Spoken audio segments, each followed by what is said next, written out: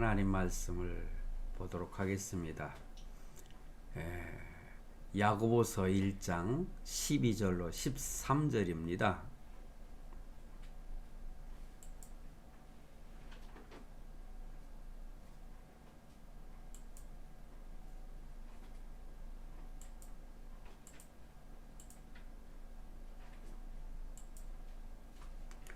야고보서 1장 12절로 13절인데요.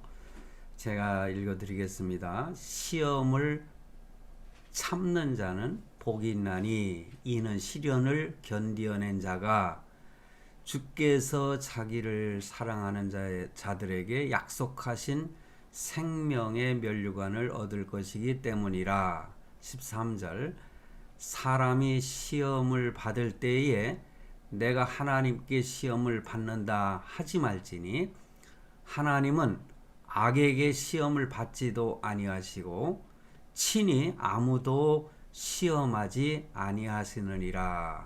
아멘.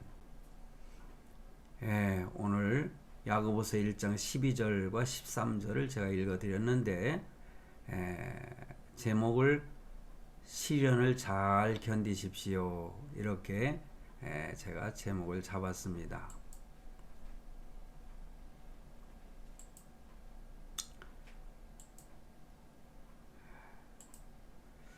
시련을 잘 견디십시오. 요즘 어떻게 하다 보니까는 고난, 시련 이런 설교를 제가 많이 하게 되네요.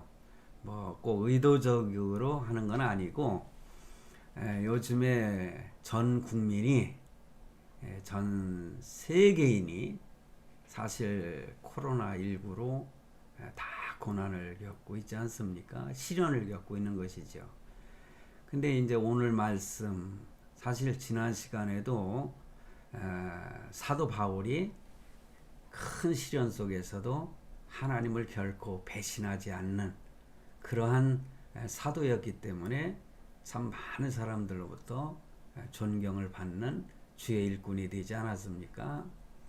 그렇습니다. 어떤 환난과 고난이 있어도 잘 참고 인내하면은 오늘 본문의 12절에 보니까는 시험을 참는 자는 복이 있나니 이는 시련을 견디어낸 자가 그 다음 구절을 마지막 부분에 생명의 멸관을 얻을 것이기 때문이라 이렇게 말씀하고 있습니다. 왜냐하면 주께서 자기를 사랑하는 자들에게 약속하신 것 그것이 생명의 멸관이라 그런 말씀입니다.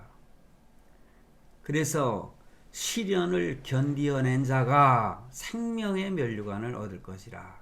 그렇기 때문에 시련을 잘 견디십시오. 이렇게 제목을 잡았습니다. 제가 오늘 아침에 갑자기 궁금해서 찾아보았습니다. 뭔고 하니 인류의 재앙이죠. 중국에서 시작된 우한 폐렴, 일명 코로나19라고 하지 않습니까? 그런데 이 코로나19로 인해서 지금까지 죽은 자가 사망한 사람이 몇 명이나 되는가 갑자기 궁금해지더라고요. 왜냐하면 아침에 잠깐 그 뉴스를 봤는데 미국의 바이든 대통령이 백악관에서 이렇게 그 연설을 시작하다가 자기가 미국의 지금 코로나로 인해서 죽은 사람이 몇 명이더라 하면서 주머니에서 이렇게 쪽지를 꺼내가지고 이렇게 읽는 그런 장면을 보여주길래 정확하게 바이든이 외우지는 못해도 그래도 적어가지고 발표하는구나. 그래서 저도 그렇다면은 그 미국의 사망자는 몇 명이고 전 세계에 많은 사람들이 죽은 사람들은 몇 명인가? 제가 그것이 궁금해서 찾아봤습니다. 통계를 보니까는요, 그제 26일 국제 통계 사이트인 월드오미터라고 하는 그러한 사이트에서 오전 10시 기준으로 통계를 낸 것인데 세계의 누적 코로나19 확진자 수는 1억 2,500만 9천 명, 1억 25만인가? 1억 25만 9천 명 이렇게 기록이 되어 있었습니다. 그래서 누적된 사망자는 모두 몇 명이냐? 그냥 1억 1억 이상이 그 확진자가 됐는데 죽은 사람은 214만 8천여 명 이렇게 기록되고 있어요. 여러분 대단하지 않습니까? 지금까지 죽은 숫자가 214만 8천여 명. 지금 더 죽어가고 있지 않습니까? 그래서 국가별로 보면은요, 사망자 수가 제일 많은 게 미국이에요. 그 미국의 죽은 사람의 숫자가 52만 785명 이렇게 기록되어 있습니다. 52만 명이 넘었어요. 또 브라질도 브라질은 25만 1661명, 멕시코는 18만 2815명, 인도는 15만 6861명, 영국은 12만 2070명 이런 식으로 순서대로 그렇게 쭉 나오더라고요. 제가 다 이 시간에 읽어드릴 수는 없고 그렇다면 한국은 어떤가 찾아봤더니 28일 0시 기준으로 해가지고 2021년 2월 28일 0시 기준으로 확진자가 89,676명 그리고 그 중에 죽은 사람이 1,603명. 비하면은 많이 죽은 숫자는 아니지요. 근데 인구 숫자라든가 얼마나 많이 검역을 했는가 이런 거를 생각하면은 사실 우리나라도 지금 많은 사람이 죽어가고 있습니다. 고난이죠. 인류에게 닥친 시련입니다. 왜 하나님은 이 시련을 허락하셨을까? 분명한 하나님의 뜻이 있으리라고 저는 믿습니다. 코로나19로 인해서 어떤 나라에서는 선한 목적으로 열심히 백신을 개발해 가지고 국민들을 살리려고 애를 쓰고 참 어떤 나라 정치인들은요 오히려 그걸 악용하는 그래서 정치적으로 자기네들 이익만을 위해서 사용하려고 하는 악용하는 그러한 정치인들도 있는데 사람은 속일 수가 있지만은 하나님은 결코 속일 수가 없습니다.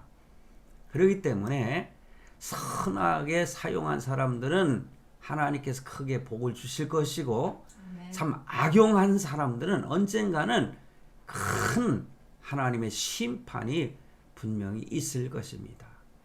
오늘 우리 믿는 성도들은 서로를 위해서 이러한 시련 속에 있는 많은 국민들과 또 나라와 민족을 위해서 기도하는 그러한 성도들이 되시기를 간절히 바랍니다. 그런데 오늘 본문 말씀에 그랬잖아요. 시험을 참는 자가 복이 있다. 저는요 고난 예찬론가는 아닙니다. 고난을 좋아하는 사람이 어디 있겠어요? 고난 별로 좋아하지 않습니다. 그런데 이 고난이라고 하는 것은 뭐 예측하고 오는 것은 아니지 않습니까?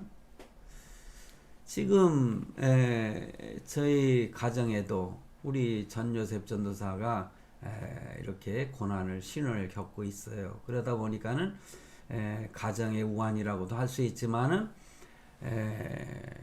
하나님께 기도하면서 마음을 편하게 했습니다. 그 고통스러워하는 모습 보니까 마음이 많이 아프지만은 제가 며칠 전 제가 어느 병원이라고 말씀은 드리지 않겠습니다. 그래도 제일 큰 병원인데 그 응급실에서 제가 오전 10시부터 오후 8시까지 거기서 병실이 나기를 기다리면서 있었는데 많은 사람들이 응급실에서 고통당하는 그런 모습을 실제 눈으로 볼 수가 있었습니다. 어떤 사람은 간암인 것 같아요. 머리는 깎았고 얼굴 머리 전체가 다 노래가지고 그러면서 의식도 없는 것처럼 실려 다니더라고요. 그리고 어떤 분은 의식을 잃었는데 딸인지 와가지고 발을 붙들고 엄마 엄마 하면서 우는 거예요. 그 어떤 사람은 참 스스로 거기 이제 무슨 사진 찍으러 오니까 영상을 찍으러 오는 환자들도 있으니까 어떤 아주머니는 아이고 아이고 하면서 나 죽겠다 나 죽겠다 하는 그 모습이 야 인생이라는 게 저렇구나. 그래서 저는 순간 그런 기도를 하게 되더라고요. 하나님, 제가 하나님 앞에 갈 때는 저런 고통당하지 않고 갈 수 있게 해주세요. 이런 기도가 나오더라고요. 앞에 앉아 있는 그 우리 요셉이는 고통스러워하다가 좀 참다가 그러면서 주사를 맞고 견디고 주사 맞고 견디고 참 그런 모습이 야 이런 고난을 누가 좋아하겠습니까? 그런데 오늘 말씀을 보니까는요 시험을 참는 자가 복이 있다. 그러니까 시험은 누구나가 다 오는 거잖아요. 그런데 시험이 왔을 때에 잘 참는 자가 복이 있다. 그러니 오늘 말씀을 드리자면은 고난이 왔을 때도 감사하고 또 평안할 때도 감사하고 그런 신앙을 가지라는 말씀이 아닌가 저는 그렇게 생각을 하게 됐습니다. 시험이 있는 자가 복이 있다. 너무나 역설적인 표현인데 그렇다면은 시험이 있는 자가 왜 복이 있다 이렇게 말씀을 하셨을까 묵상을 하게 됐습니다. 그래서 시험이 없는 자보다 시험이 있는 자가 복이 있는 이유가 무엇일까 이것을 묵상하면서 몇 가지를 생각해 봤습니다. 첫째는요 시험이 있다는 것은 그 시험 당하는 사람 혹시 나에게 시험이 있고 시련이 있다면은 분명히 시험이 있는 자가 복이 있다고 그랬는데 그게 뭐냐? 살아있다는 증거가 된다는 거예요. 죽은 자에게는 시련이 닥칠 이유가 없죠. 그리고요 이 말씀 속에는 깊은 의미가 있습니다.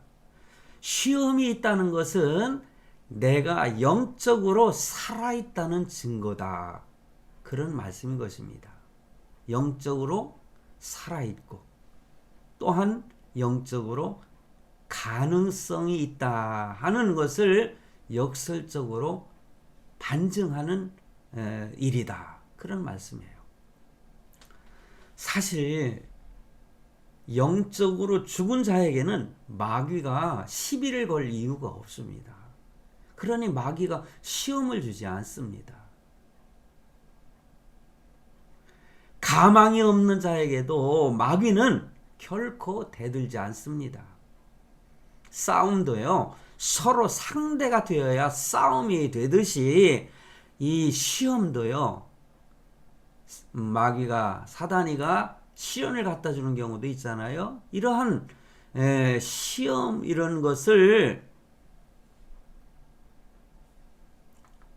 걸만한 존재가 된다는 거죠. 시험을 걸만한 사단이가. 그러니까 사단이가 딱 보았을 때에 전 상대할 필요가 없어 하면은 시험도 주지도 않고요. 그렇지 않습니까? 끝난 인생 다 된 인생한테는요 무슨 시험이 들겠습니까? 그렇지 않습니까? 마귀도요 이렇게 죽은 인생, 패잔병처럼 사는 인생에게는 별로 상관하지 않는다는 것을 우리가 알아야 됩니다. 가만히 놔두면 되는데 뭐하러 시비를 걸겠어요. 괜히 자극하게 되면 오히려 삶의 투지만 불러일으킬 수 있지 않겠나 하는 그런 생각에서 마귀 사단이가 결코 건드리지 않는다는 거죠. 그러므로 우리에게 마귀의 시험이 있다는 것은 우리가 영적으로 살아있다는 간접적인 증거가 된다. 이런 말씀을 저는 당당하게 드릴 수가 있습니다. 그러므로 시험이 있으면, 시험이 있다는 것은 우리가 그래서 복된 존재임을 확인해 주는 표적이다. 예. 아멘. 살아있다는 증거예요. 위로가 되십니까? 아멘. 그리고 묵상을 하다 보면 또 한 가지가 생각이 났어요. 그건 뭐냐? 시험은 당하는 것이 아니라 오늘 말씀을 묵상하니까 참는 것이라는 거죠. 그래서 시험을 당한다라는 어떤 수동적인 누구에게서 시험을 당한다 이런 표현보다는 스스로 긍정적인 입장에서요, 능동적인 입장에서 시험을 참는다 이렇게 해석을 하면 되는 것입니다. 아멘. 시험이 있을 때 아이고 이거 망했구나 그렇게 실망해서는 안 된다는 거죠. 시험을 당하는 순간에 그 의미를 깨닫고 이렇게 그래 옳다면 와라. 나는 얼마든지 참을 수가 있다. 그러면서 하나님께 기도하며 참는 것입니다. 그렇게 반응을 하면은요, 그 성도에게는 아주 소중한 덕목들을 얻게 됩니다.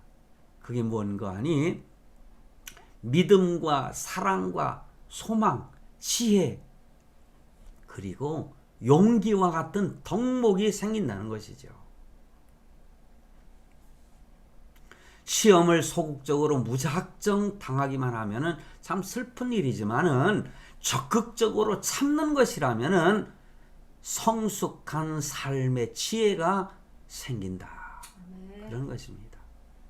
결과론적으로 보면은 시험이 없는 것보다는 시험이 있는 것이 그래서 복이 있다. 이렇게 성경은 하나님께서는 우리에게 말씀해 주시면서 용기를 주시는 것입니다. 아멘. 그리고 또 한 가지, 시험은 하나님이 나를 사랑하는 뚜렷한 증거라고 하는 사실인 것입니다. 아, 하나님이 나를 사랑하시는구나. 지난번에 제가 그런 말씀 드렸죠. 내 자식이 아니면 그렇게 관심이 없어요. 내 자식이고 내 자식이 잘못했을 때에 회초리를 드는 것입니다. 내 자식을 사랑하기 때문에. 사랑하지 않으면 그냥 내버려둬요. 하나님이 만약에 내버려 두신다. 내가 잘못하고 범죄해도 내버려 두신다. 그러면은 큰 결과가 오거든요. 로마서 1장에 보면은 하나님이 내버려 두신 자들이 어떻게 악의 구렁텅이로 빠지는지를 분명하게 말씀해 주고 있습니다. 한없이 한없이 죄의 구렁텅이로 빠져 들어가는 것이 하나님이 그냥 내버려 두시면은 그렇게 간다는 말씀이에요. 그러기에 하나님은 멈춰서게 만드는 겁니다. 멈추게 만드는 거예요. 너 그대로 가다가는 큰일 난다. 그러니 너 여기에서 멈춰라. 그러면서 회초리를 드는 것입니다. 그게 시련인 것입니다. 그러니 사랑한다는 증거의 표식이 아닐 수가 없잖아요. 그러므로 나에게 지금 시련이 있다면은 하나님이 아직도 나라고 하는 존재를 이처럼 사랑하시는구나. 하나님이 세상을 이처럼 사랑하사 독생자를 주셨으니 이는 저를 믿는 자마다 멸망치 않고 영생을 얻게 하려 하심이니라. 그렇습니다. 하나님이 선택한 자에게 이렇게 고난, 이처럼 사랑하신다. 예수님 십자가에서 고난 당하시기까지 사랑하신다는 거예요. 자녀들은 대개 부모들의 잔소리를 싫어하잖아요. 그러나 그 사랑에서 오는 잔소리라고 생각할 때, 우리 아버지가, 우리 어머니가 나를 사랑하시기 때문에 참 이렇게 나에게 잔소리를 하시는구나, 또 쓴소리를 하시는구나, 이렇게 생각하면은요, 그게 나중에는 고마운 생각으로 변하게 되는 것입니다. 악의적이 아닌 순수한 사랑으로 훈계하는 사실을 알게 되면은 대부분의 자녀들은 기쁘게 그 훈계를 수용하게 되는 것입니다. 마찬가지로 하나님께서 진실한 성도에게 시련을 주시는 이유는 대개 그 성도를 사랑하시기 때문에 주시는 시련인 것입니다. 그러므로 시련이라고 하는 것은 하나님의 깊은 사랑의 메시지가 있는 것입니다. 사랑의 메시지요. 여러분, 그러므로 시련이라는 것을 지나치게 죄와 연관시켜서 어떤 저주와 심판으로 생각하는 그런 사람들이 있는데, 그런 식으로 반응하면은 시련은 더욱 무거워지는 것입니다. 힘들어지는 것입니다. 시련은 우리는 그렇게 생각해야 돼요. 우리를 사랑하는 하나님의 손 안에서 펼쳐진다는 사실을 기억하고 그 시련을 이렇게 수용하고 참는 것. 그 참는 자가, 이겨낸 자가 생명의 멸류관에 복을 받는다고 분명히 말씀하고 있지 않습니까? 그러므로 어떤 면에서는요, 하나님이 내미시는 사랑의 시험지와도 같은 것이 아닌가.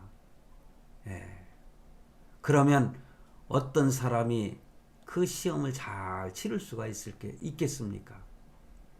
하나님의 약속과 사랑을 믿는 성숙한 그리스도인이 잘 치를 수 있지 않겠나. 저는 그렇게 생각을 해요. 성숙한 사람은 어떤 시련이 와도 걱정하지 않습니다. 여러분, 학교에서 우리가 시험을 볼 때도요, 공부를 잘하는 아이들은요, 별로 시험을 걱정하지 않더라고요. 왜냐, 열심히 시험을 준비했기 때문에 오히려 기회다 생각을 하게 됩니다. 저도 그런 경험 많이 있습니다. 왜냐, 내가 100점을 맞고 또 내가 제일 우수한 점수를 맞으면은 이 자랑거리가 되지 않습니까? 그러니 성숙한 믿음을 가질 때에 어떠한 시련도 걱정하지 않는다는 거죠. 올 테면 와라. 나는 넉넉히 이긴다. 주님도 우리에게 말씀하셨잖아요. 주의 능력으로 넉넉히 이기느리라. 할렐루야. 아멘. 그렇습니다. 그러므로 성숙한 사람이라야 시험을 복으로 소화할 수 있는 것입니다. 유치한 성도들은요, 돈 보따리나 굴러와야 그게 복인 줄로 알지 않습니까? 돈 보따리 별거 아닙니다. 또 그런 사람은 손해를 입으면은 무슨 큰 저주나 받은 것처럼 착각을 하는데, 하나님이 주시는 복이나 행복은요, 물질로만 가지고 평가해서는 안 된다는 것입니다. 그러므로 성숙한 씨앗, 그리고 믿음을 가진 사람이 되어야만 시험을 통해 주어지는 하나님이 축복과 은사가 있음을 믿게 된다. 오늘 본문은 말합니다. 이것이 옳다 인정하심을 받은 후에 라는 그런 말씀이 있어요. 이거는 바로 인정을 받는다. 사실 오늘 말씀이 13절까지 제가 중심으로 말씀을 하고 있지만은 사실 15절 말씀까지 여러분 참고하시면 됩니다. 그러니까는 인정을 받는다. 이것은 도키모스라고 하는 뜻이에요. 이거는 훈련을 통해서 순도가 높아졌다는 겁니다. 여러분, 순도라는 거 아시죠? 그만큼 맑은 거를 말하는 거예요. 찌꺼기가 들어있지 않는 순도. 그래서 본문에 나오는 이 시험이라고 하는 단어는 바로 헬라어로 도키마조라고 이렇게 표현을 하더라고요. 바로 이것은 우리의 불순물을 제거하고 우리의 신앙의 순도를 높이기 위한 시험이다. 그겁니다. 용광로에다가 금이 들어있는 돌멩이를 집어넣잖아요. 그럼 그걸 다 녹여가지고 찌꺼기는 다 걸러내고 밑에 가라앉은 순도 높은 되게 100%라고 이렇게 표현을 안 하더라고요. 99.9%라고 이렇게 순금 그렇게 표현하지 않습니까? 그런데 우리는 0.00001%도 찌꺼기가 없는 순수한 신앙, 정금같이 나오리라. 할렐루야. 네. 우리의 그 정금 0.00001%도 없는 찌꺼기가 없는 그러한 순수한 순도를 자랑하는 그러한 믿음을 만들어 주시는 하나님의 은혜요, 하나님의 테스트, 시험이라는 것입니다. 그래서 하나님께서는 이 시험을 통하여 우리를 지속적으로 정화시켜 나가는 거예요. 하루 이틀 3일 살다 보면은 나도 모르게 욕심에 빠지고 15절까지 보면은 그랬잖아요. 욕심이 태양에 죄를 낳고 죄가 장성한 데 사망을 낳는다. 우리가 어떤 시련을 당하는 것도 어떤 그 욕심 때문이라 그런 표현을 하지 않습니까? 그런데 그럴 때마다 하나님은 시험을 통해서 시련을 통해서 우리를 정화시켜 가는 것입니다. 그래서 때때로 시험을 허락하여서 내가 버리지 못하는 것을 하나님은 강제로라도 버리게 하시는 것입니다. 내가 버리지 못하는 거예요. 예를 들어서 담배를 피던 것도요, 내 의지로 그걸 못 끊더라고요. 못 끊어요. 그런데 하나님이 필요하시면 그것도 강제로도 끊게 만드시는 하나님의 역사가 있더라고요. 내가 버리지 못하는 것을 버리시게 하시는 방법도 이런 시련이라고 하는 것이죠. 자기가 잘못인 것을 알면서 미적미적거릴 때에 하나님은 기어이 이 시험을 통해서 끊어버리게 만드시는 것입니다. 할렐루야. 아멘. 자, 여러분, 그처럼 하나님은 이 시험과 어떤 사건을 통하여 우리에게 능력을 주시고 우리의 영적인 수준을 높이시고 우리의 인격을 이렇게 격상시켜 주시는 하나님의 역사라고 하는 사실을 믿으시기 바랍니다. 그리고 어느 수준에 도달하게 되면은 마침내 우리에게 생명의 면류관을 주시는 것입니다. 자, 성도 여러분, 때로는 시험을 당할 때에 지나친 죄책감에 빠지고 너무 낙심하지 마시기를 바랍니다. 내가 큰 죄를 지었고 내가 아주 나쁜 사람이기 때문에 꼭 시험이 주어지는 것은 아니라고 하는 거 스스로 절망하지 마시길 바랍니다. 왜 그렇습니까? 예수님도 시험을 당하셨잖아요. 40일 동안 금식 기도를 했는데 금식 기도 후에 이 마귀가 와가지고 예수님을 시험하는 모습이 나오잖아요. 뭐 예수님이 죄를 졌기 때문에 시험을 당하셨습니까?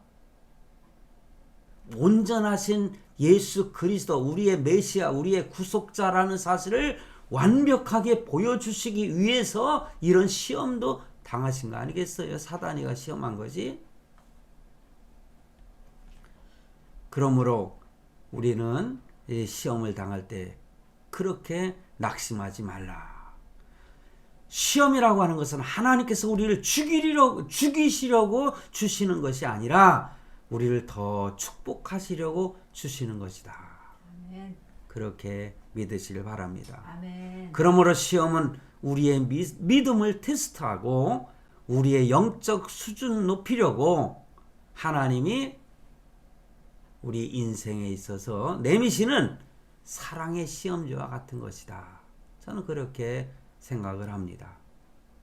그러므로 시험을 그렇게 받아들이고 기쁨으로 잘 견딤으로 성도 여러분, 신앙이 성숙해지시길 바랍니다. 아멘. 인격이 다듬어지시길 바랍니다. 아멘. 그래서 하나님이 원하시는 성장된 수준의 모습이 되어서 마침내 사랑하시는 자에게 예비하신 생명의 멸류관을 받아 누리는 저와 여러분이 되시기를 주님의 이름으로 축원합니다. 아멘. 감사합니다.